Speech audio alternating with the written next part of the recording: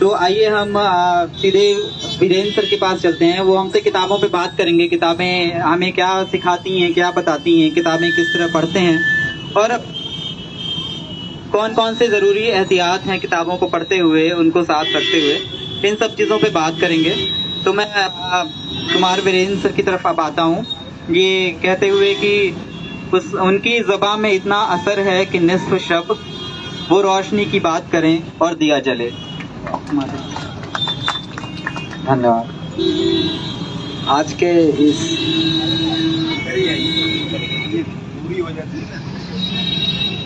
सबद की स्थापना के लगभग 24 साल हुए हैं। मैं सुनीता जी को और सबद के इस स्थापना दिवस में जुड़े सभी लोगों को बधाई देता हूँ। आज के इस कार्यक्रम की अध्यक्षता कर रहे परम आदरणीय गुरुदेव राजेंद्र कुमार जी, पंचा सिंह, हमारे विभाग के सहयोगी और कवि बसंत त्रिपाठी जी, नाट्य निर्देशक अनिल रंजन भौमिक जी, अमरजीत राम जी, हितेश जी, जनार्दन जी, गोपाल रंजन जी, इस सभा में उपस्थित सभी साथियों, किसी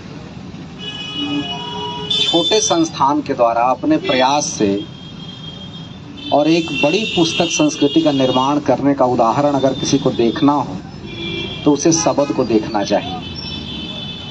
मुझे पिछले सत्र में एक ऐसा विद्यार्थी मिला जिसने मुझसे ये पूछा कि सर, इलाहाबाद में मुझे एक वैसी दुकान या जगह बता दीजिए जहाँ किताब को छूने पर दुकानदार डांटता ना हो, क्योंकि यूनिवर्सिटी रोड पर किताब 5 मिनट छूने के बाद दुकानदार भड़क जाता है कि तुम्हें किताब लेना है कि देखना है। तो मैंने कहा कि तुम सबद चले जाओ, 5 मिनट नहीं, घंटा 2 घंटा भर किताबें छू सकते हो, देख सकते हो, खरीद सकते हो, बात कर सकते हो। तो ऐसी जगहें देश भर में कम हुई। उसके कई कारण हैं। किताबें बनाती कैसे हैं किसी को? काफका ने ये कहा कि वैसे तो किताबें सुख देती है, सब लोग कहते हैं। यह बात मैथिली शरण गुप्त के साकेत में भी है कि जब उर्मिला ने यह तय किया कि वो वन गई नहीं और महल में रहना नहीं, उपवन में रहेंगी बाहर 14 वर्षों तक, जब तक लक्ष्मण भी लौट नहीं आते हैं अयोध्या। तो सुलोचना जो सखी थी, घर की काम करने वाली थी, जो सदा साथ रहती थी उर्मिला की, उसने पूछा था कि क्या क्या लेकर चलें बाहर, 14 साल के लिए घर के बाहर क्या ले चलें महल के बाहर। तो 5 चीजें बताई थी उर्मिला ने। उसमें पहली चीज तो तूलिका बताई थी जिससे चित्रकारी की जा सकती।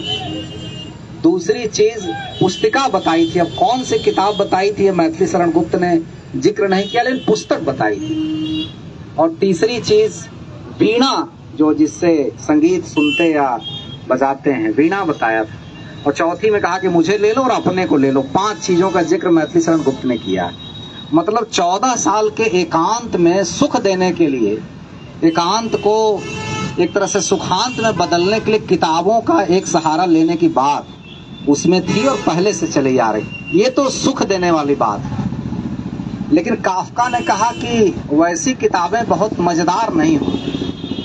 किताब तो ऐसी हो कि जो अंदर कोई बर्फ जमी हो, कुल्हाड़ी की तरह मारे और तोड़ दे आपको। जो अंदर बर्फ जम गई हो उसको तोड़ने वाली ताकत रखने वाली कुल्हाड़ी की तरह अगर कोई किताब हो तो वह किताब आपको बना सकती है। राजेंद्र यादव जी ने हंस के संपादन के क्रम में एक कॉलम चलाया था कि जिन पुस्तकों ने हमें बिगाड़ा, और वो बिगड़ना बनने के पर्याय में था। जिन पुस्तकों ने हमें बिगाड़ा, बहुत लोगों ने लिखा, उसमें देश के साहित्यकारों ने लिखा, लड़कों ने लिखा, बहुत युवाओं ने, कि इन पुस्तकों ने हमें बिगाड़ा। तो बिगाड़ा नहीं, बनाया पर्याय में। दूसरा ये कि बहुत सारी किताबें जीना सिखाती हैं कि जिए कैसे, बहुत बिकती। संतों की किताब बिकती है, जो मोटिवेटर होते हैं उनकी किताबें भी, जिए कैसे, कैसे जिया जाए।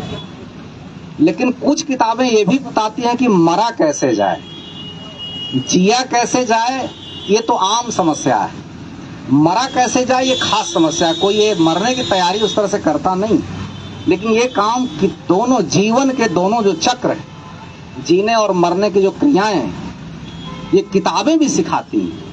अगर आप भगत सिंह का पढ़ा होगा, आपने भगत सिंह की जीवनी पढ़ी होगी, या चमन लाल जी ने जो किताब लिखी है उसको पढ़ा होगा, साथियों के दस्तावेज, तो आपने पढ़ा होगा कि 23 साल की उम्र में भगत सिंह ने जितनी किताबें जेल के अंदर रहकर पढ़ी, शायद हम बड़ी उम्र में उतनी किताबें नहीं पढ़ पाते।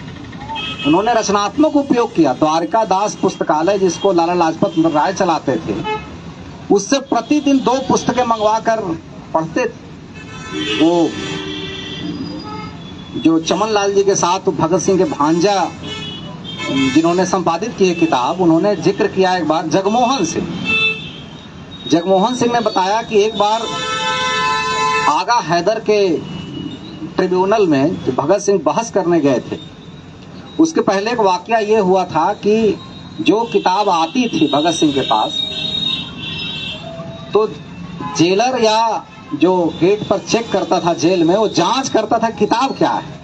तो एक किताब मंगाई थी उन्होंने, एंगल्स की family private property and state.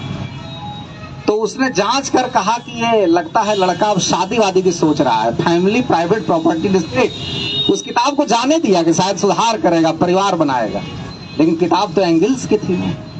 तो किताबें ऐसे पढ़ लेते थे, लेकिन उसमें महत्वपूर्ण यह है, भगत सिंह ने बहुत पढ़ा, जैसे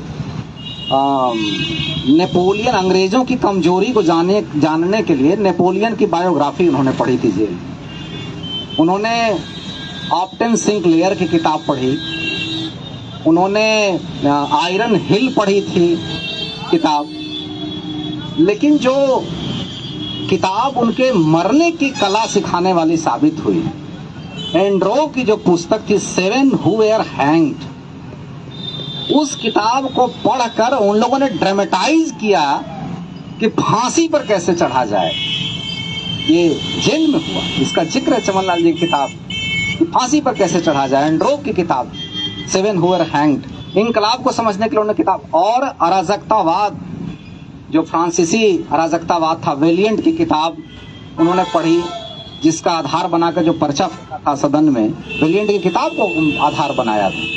तो भगत सिंह ने यह साबित किया कि किताबें केवल जीने की नहीं, मरने की भी कला सिखाती है। ऐसा मरो कि याद रखे दुनिया। एक तो ये, गांधी जी की आत्मकथा पढ़ेंगे, सत्य के मेरे प्रयोग। तो गांधी जी की आत्मकथा में उन्होंने ईमानदारी पूर्वक स्वीकार किया है कि मुझे किताब ने मेरे अंदर कितने परिवर्तन किए। और जिस पहली किताब का उन्होंने जिक्र किया, वह किताब रस्किन अनटू द लास्ट। उन्होंने लिखा है कि मैं जोहान्सबर्ग से नेटाल की ओर जा रहा था, तो मुझे स्टेशन पर सी ऑफ करने पोलक आए थे, जिनके साथ मैं रहता था दक्षिण अफ्रीका में। पोलक ने ट्रेन पर चढ़ने के बाद कहा कि आपकी यात्रा 24 घंटे की है, आप 24 घंटे यात्रा में बोर न हो जाएं, इसलिए इस किताब को रख लीजिए। और रस्किन की किताब दे दी, अनटू द लास्ट। गांधी ने लिखा है अपनी आत्मकथा में कि उस किताब को पढ़ने के बाद मैं रात भर सो नहीं सका कि इस किताब ने मेरा जीवन बदल दिया आज तक का। मैं जिन चीजों को सोचता था उसमें तब्दीलियां हो गई। उस किताब का अनुवाद किया उन्होंने सर्वोदय नाम से, और 3 सिद्धांत उसी से ग्रहण किए कि भला करना चाहिए भले के लिए, ये पहला जो सिद्धांत किया, और आखिरी आदमी के लिए क्या करना चाहिए।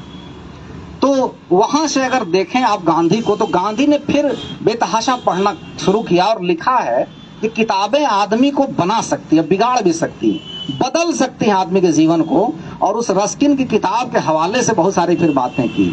आपको यह जो किताब हिंद स्वराज है, इसको 1908-9 की किताब हम लोग मानते हैं, उस किताब की भूमिका में उन्होंने बहुत ईमानदारी पूर्वक ये स्वीकार किया कि जो कुछ भी इसमें हमने कहा है वो सब मेरा नहीं है और सब मेरा भी है। तो किसका है? तो उन्होंने कहा कि किताबों के आधार पर यह बात मैं कह रहा हूं।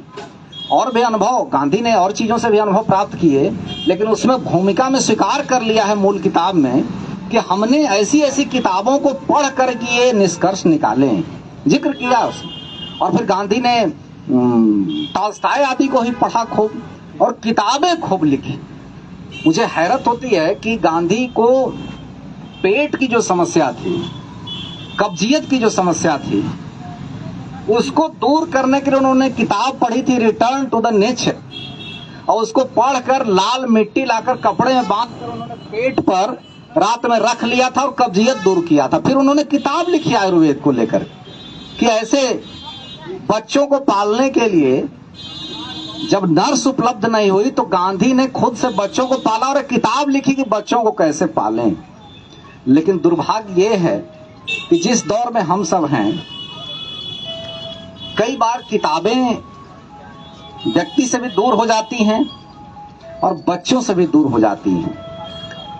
जिस तरह से भगत सिंह ने अपने मन का या विचारों का विकास किताबों को पढ़कर किया, गांधी ने अपनी दृष्टि का विकास किया, और बड़ी बड़ी क्रांतियां जितनी हुई, फ्रांस की राज क्रांति हो या जो भी क्रांति हो जिसमें विचारकों की किताबों का रोल रहा है।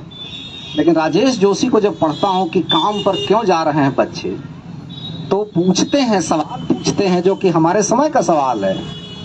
तो एक तो ये पूछते हैं कि क्या अंतरिक्ष में गिर गई है सारी गेंदें, और दूसरा ये कि क्या किताबों को दीमकों ने खा लिया है। तो मतलब कि जिस उम्र में पढ़ने और विकसने की जो उम्र होती है, उस उम्र में बच्चा काम पर जाने लगे तो फिर किताबें उसको क्या बनाए, तो फिर व्यवस्था पर सवाल उठने की बात होने लगती है। तुलसीदास ने चौपाई में पूरा अगर न भी उद्धृत करें तो एक जगह जिक्र किया है कि अगर आप खेत में बीज डाल रहे हैं और पड़ गया खेत में, तो चाहे उल्टा पड़े बीज या सीधा पड़े बीज, उसको उगना पड़ेगा। अगर आपने कोई किताब उठा ली कहीं से, सबद से उठा ली, कहीं से उठा ली और घर में लेके चले गए, तो आप पूरा न एक पन्ना ही सही, 2 पन्ना ही सही आपको पढ़ना ही पड़ेगा, और पढ़ते ही हैं लोग, और उसी से बात बदल जाती है। मैं नामवर सिंह का पढ़ रहा था, नामवर सिंह के बारे में उनके शिष्यों ने बहुत लिखा, और इधर हाल के दिनों में आशीष त्रिपाठी जी ने पूरी सीरीज निकाल दी, लगभग किताबों को देखा हमने। एक किताब में मुझे ये मिला कि नामवर जी को जब किताब निकालकर लाइब्रेरी से जाते देखता था तो उनके एक शिष्य ने उनके लौटाने का इंतजार किया।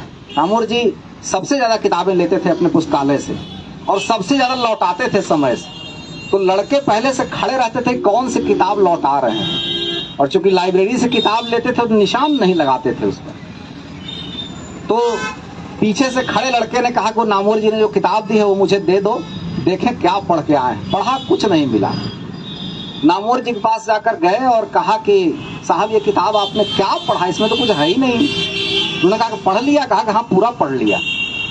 पीछे पलटा उन्होंने और 2 पेज छोड़ के कहा कि ये जो पैराग्राफ है बस इस किताब में यही काम का और यही महत्व है। तो लोगों ने कहा कि पढ़ने की कला भी, क्या पढ़ें। गुरुदेव राजेंद्र कुमार जी ने अद्यतन नाम की एक पत्रिका में जो सिवान से निकलती थी एक लेख लिखा था कि निराला को कैसे पढ़ें। तो कैसे पढ़ें, पढ़ने का तरीका हासिल हो तब तो किताबें बनाती हैं, वरना किताबें बिगाड़ भी देती हैं, बिगाड़ने वाली भी किताबें हैं। और कई लोगों ने, जो नई पीढ़ी के लड़के हैं जो लिटरेचर से बाहर की दुनिया की किताबें पढ़ते हैं, उसमें एक किताब जो बेस्ट सेलर में आती है, जिसको हमने द हिंदू में एक आर्टिकल में पढ़ा, रॉबिन शर्मा की किताब the monk who sold his Ferrari, एक संत जिसने अपनी फेरारी गाड़ी बेच दी। अब सोचिए उसने पूरी प्रॉपर्टी बेचकर, कार बेचकर सबसे महंगी, वो किताब की दुनिया में लौटा।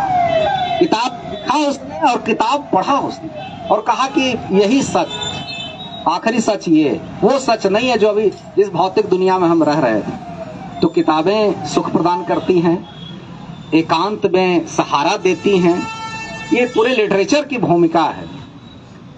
दुख में साथ देती हैं। केदारनाथ अग्रवाल ने तो कविता में इस बात का जिक्र भी किया कि दुख ने मुझको जब जब तोड़ा, मैंने अपने टूटेपन को कविता की ममता से जोड़ा। ममता प्रदान करती है कविता की पुस्तक, कोई भी लिटरेचर रास्ता सुझाती है, दिशा बोध कराती। लेकिन फिर मैं काफका की बात पे आता हूँ कि आपके अंदर जो जमी हुई काई है, जो जमा हुआ बर्फ है, जो पहले से बनी धारणा है, अगर उसके ऊपर प्रहार नहीं करती किताब, आपके विचारों को बदल नहीं देती किताब, विचारों में नयापन नहीं भर देती किताब, तो वो किताब बनाने वाली नहीं, वो किताब ऐसे सुख देने वाली हो सकती है। बस इतना ही मुझे अच्छा लगा कि सुनीता जी ने कई पीढ़ियों को जोड़ रखा है शब्द से, पीढ़ियां जुड़ी हुई हैं और एक अच्छी खासी पुस्तक संस्कृति का निर्माण हुआ है।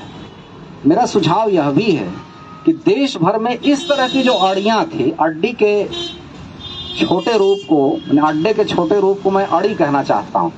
अड़ी जहाँ आवारा गर्दी तो नहीं हो सकती, लेकिन आवारगी हो सकती है। वह आवारगी जिसके बारे में गाने में लाइन आती है कि वो दश्त में एक शहर था, क्या हुआ आवारगी, उस लाइन से तो ऐसी आवारगी हो जैसी शनिवारेर चिट्ठी। जब टैगोर थे तो प्रेसिडेंसी कॉलेज के सामने जो कॉफी हाउस था, उसमें शनिवारेर चिट्ठी पढ़ी जाती थी। प्रत्येक शनिवार को टैगोर वहां आते थे और जो लोग भी अपना कोई पर्चा या कोई रचना कोई लिख कर लाते थे, वो टैगोर के सामने लोग पढ़कर सुनाते थे। टैगोर उसमें करेक्शन लगाते थे, सुझाव देते थे और फिर वो रचना अगली बार अगले शनिवार को पेश की जाती थी। तब सब लोग ओके करते थे तो चीजें पढ़ी जाती थी। तो एक अड़ी थी, वो बंद हो गई। यहाँ जगाती रेस्तरा था जिसका जिक्र सृजन सरोकार में नीलकांत जी ने किया है कि वो मिनी सदन था। उन्होंने मिनी साहित्य अकेडमी कहा इलाहाबाद का, उसको बंद हो गया जगाती रेस्तरा। वहाँ प्रलेस और परिमल के लोग बैठकर वहीं झगड़ा फरियाते थे, अपना वैचारिक बहस करते थे अपना। वहाँ भी पर्चों पर बात होती थी। इस शहर में विवेचना की गोष्ठी होती थी जिसे उमा राव और बालकृष्ण राव कराते थे। उसमें बड़े बड़े पर्चे पढ़े गए। रामस्वरूप चतुर्वेदी की जो किताब है कामायनी का पुनर्मूल्यांकन, वहाँ पढ़ा गया पर्चा है, वो किताब बाद में। वहाँ मुक्तिबोध की साहित्य वो जो डायरी है, एक साहित्यिक की डायरी, उस पर नामूर जी ने पर्चा पढ़ा था। वहाँ मछली घर किताब जो बीडीएन शाही की है, उस पर रांची यूनिवर्सिटी के नागेश्वर लाल ने पर्चा पढ़ा था। तो वहाँ जो चर्चा होती थी कि पर्चे पर बात होती थी, तो एक संस्कृति का विकास होता था। किताब पढ़ी गई, इस किताब को क्यों पढ़ना चाहिए, ये वही विवेचना वाली गोष्ठी है जिसको लेकर पंत के बारे में जो कह दिया था शाही जी ने कि लोकायतन न पढ़ा है और न पढ़ूंगा, जो बड़ा बवाल हुआ, उस पर लेख लिखे गए, हमला हुआ और विचारों का मतभेद हुआ, मनभेद भी हुआ। लेकिन एक संस्कृति का विकास किया था विवेचना में के माध्यम से साहित्यकारों ने कि बैठकर इत्मीनान से किताबों पर बात करनी चाहिए। मैं समझता हूं कि यह जगह बिना किसी किराए के, बिना किसी लागत के, ये बैठकर किसी किताब पर बात करने की एक मुफीद जगह है। ये यूनिवर्सिटी के भी पास है, ये लंबे सड़क भी है और विद्यार्थियों के पहुंच के अंदर है, साहित्यकारों के पैदल आने के लिए भी यहाँ मुफीद जगह है। तो मैं समझता हूँ कि भविष्य में साप्ताहिक